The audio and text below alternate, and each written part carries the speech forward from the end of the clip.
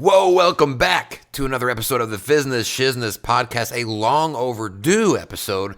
I think my last one was in July. This is now almost December, so like 5 months, almost 6 months. It's just, I like doing the podcast. Actually, I really like doing the podcast. The problem with the podcast is it doesn't make me any money, so it has to be sort of relegated to lower in the priority pile. It's just the wheel that needs the less grease because it's squeaking the least amount. I do these because I like them, and I hope that it helps you guys maybe entertain you or impart some sort of wisdom. But unfortunately, because things just are what they are, I don't do them very often. I'll do better.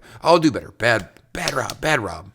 So it is the end of the year, though, actually, and that's exactly what I wanted to talk about today, which was the end of the year, of course, becomes sort of like the hot time of year to talk about fitness changes, challenges, startovers, resuming fitness paths and journeys. Especially people tend to look at the first of the year as like the turnaround moment. And I've talked a lot about that in my in some of the previous episodes about that mentality of I don't want to do this now, but I'm going to put it sometime later because it just seems to make sense. And if you have ever made New Year's resolutions, you know that a lot of times they just don't pan out because that thing that you're trying to now accomplish at the beginning of the year is the same thing you didn't want to do a couple of months prior. Nothing has really changed, so it's usually a pretty short-lived excursion that you end up going on.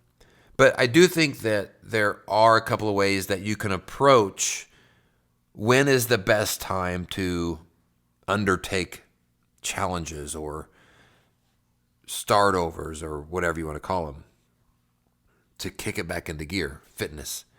And so for me, I look at it in one of two ways.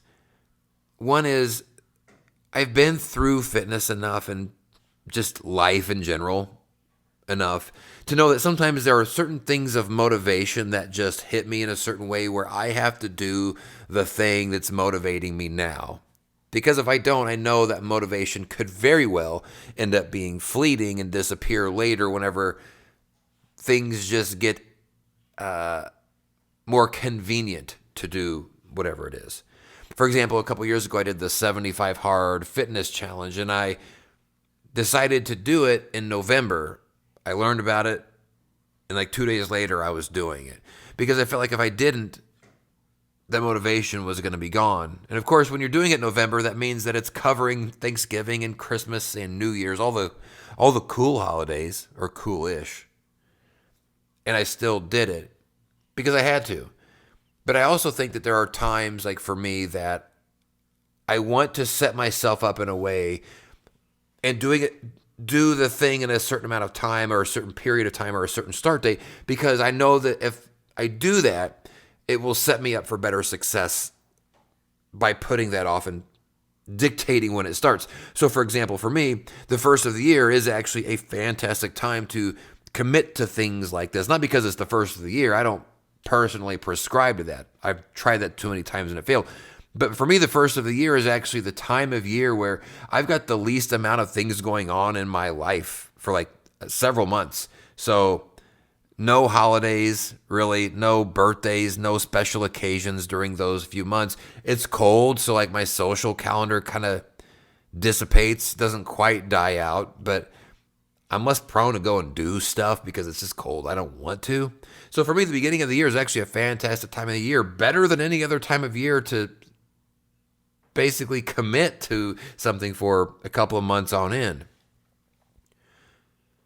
But sometimes things just hit and I got to do the thing. I got to do it in that moment. My wife's really good, and I've talked about this in some previous episodes also, that she's really good about setting something in the future or future time, and like she just sticks to it. Because for her, it's not a procrastination method. It's actually like a part of her planning and process. It's like the warm up to the actual thing starting. She's really good at that, but I think she's an outlier. I don't think most people have that ability to take something and put it off and still find that same motivation later to do the thing that you actually... I think most people procrastinate. Most people put it off because they don't want to do it. Then they're shocked when they get to that actual time and they realize, oh, I don't still want to do this thing. Like nothing really changes. So those are the two ways I kind of look at this. Is like the best time is you have to know enough about yourself to understand, will I lose motivation? Am I the type of person that gets real excited about something for a little bit and then it disappears and dissipates quickly? And if so, you might need to grab hold of those moments whenever motivation does hit you. Are you somebody that would rather set yourself up for success by dictating a certain time of year to do certain things? Not because you want to put it off, but because if you're going to invest your time and energy and money into something, you want to make sure that you have your best chance of succeeding. If you're going to climb the mountain, you want the best shot at getting to the top of the mountain, and that requires proper planning of time. I think ultimately the thing that matters most when it comes to answering the question, when is the best time, is just pick something. It doesn't even have to be right, especially if you're a beginner. If you're a beginner in fitness, you probably don't know enough about yourself in relation to fitness to be able to really make a good educated decision on when is the best time. I know a lot about myself related to fitness because I've been doing it for a while. Like most people in it have been doing it for a while. And frankly, we failed at doing this many times and we have learned what works and mostly what didn't work. A lot of how we learned what works because we realized what didn't work. But if you've not been in this world before, you don't really have that background, that history of failures to be able to start putting together the story of what actually works. So in those situations, you may not be able to answer when is the best time. The best time is actually going to be just whenever you can do it. Just start doing it. Just move. Like moving is better than not moving. And if it falls apart, then so what? Then you have put together a small piece of the puzzle of what is actually going to work. And you can use that for now whatever you are planning next. Now, you might surprise yourself and accomplish the thing that you didn't maybe think was even possible, but you had the motivation, so you tried it. That's going to end up doing something incredible for you. Obviously, you're going to complete something that, especially if you're new to fitness, is going to shock maybe yourself and those people around you and change the trajectory of your life in some way. But it's also going to teach you some stuff about, well, now I know that this works. I know that the way that I did this and my approach ended up being true to me and my personality type and my circumstances and my personality proclivities. Like, this is what I'm good at in this particular path. But most people don't know that whenever you're just starting out. So try one of them. Pick a time. Even if it is the New Year's thing, do it. Even if it is a slight procrastination and you don't necessarily think it's a procrastination, but it probably is, but you don't think so, good. Go for it and do it on the first. Worst case scenario is it's just a procrastination and the New Year's resolution falls through. And then you learn something from that about yourself about what didn't work. And that way you know better how to plan the thing right next time. Best case scenario is you do the damn thing. And then you get the result out of it that you wanted to get out of it. Either way, you get something good out of it. You either accomplish the goal or you learn something about yourself that helps you better plan to accomplish your goal next time. Main thing is just do something. Move. For me, it's a mixture of all those things. It's staying in action.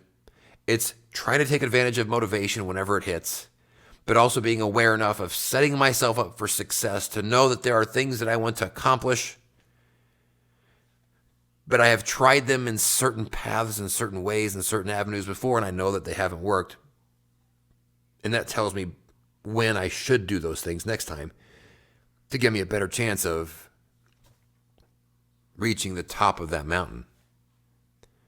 It's an exciting time of year. When it comes around to the first, I always start changing my fitness mentality and strategy a little bit, partially because of the way that the commercial gym that I go to impacts my ability to work out. I know what's going to happen in another about month is the gym atmosphere is going to change a little bit with a bunch of people coming in and taking up space. And I love that they're there. I'm just going to be there less. I'm going to be at my home gym because I want them to feel like it's a good space for them and not too crowded. I don't want to be crowded. Frankly, it's a good time for me to just sort of recenter and hone in and focus on myself for a little bit. So that's all that I had for you guys this time. When is the best time? You pick, and if it doesn't work, then use that for deciding next time when is the best time. But if nothing else, make sure to move.